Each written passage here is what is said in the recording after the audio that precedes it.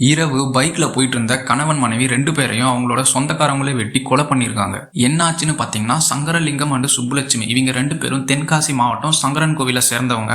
இதுல சங்கரலிங்கம்ன்றவர் பாத்தீங்கன்னா ஒரு மாற்றுத்திறனாளி. இவருக்கும் இவருடைய சித்தப்பா ராம் செல்லையா இவங்களுக்கும் ஏற்கனவே நில பாக பிரிவினை சம்பந்தமா பிரச்சனை ஏற்பட்டிருக்கு.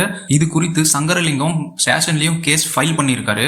இந்த பிரச்சனையை ரொம்ப நாள் வளர விடக்கூடாதுன்னு நினைச்ச ராம் செல்லையா 2 பேரும் என்ன பண்றாங்கன்னா கணவன் மனைவி 2 பேரும் வெளியே போயிட்டு வீட்டுக்கு வந்துகிட்டு இருக்காங்க. அப்போ சுடுகாட்டு பக்கத்துல ஒரு இருட்டான ஏரியாவில் பாத்தீங்கன்னா புதர்ல மறைஞ்சிருந்த இந்த ராம் சுப்பையா அவங்களோட வண்டியை வழிமறைச்சிருக்காரு.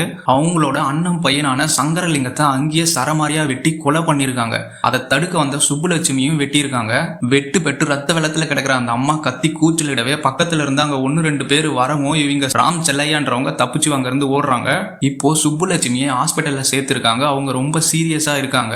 பையன் இறந்த செய்தியை கேட்டு மனம் உளைச்சிருக்க ஆளான அவங்க அம்மா பூச்சிக்கொல்லி மருந்து எடுத்து குடிச்சு தற்கொலைக்கு முயற்சி பண்ணிருக்காங்க. இப்ப அவங்களும் ஹாஸ்பிட்டல்ல இருக்காங்க.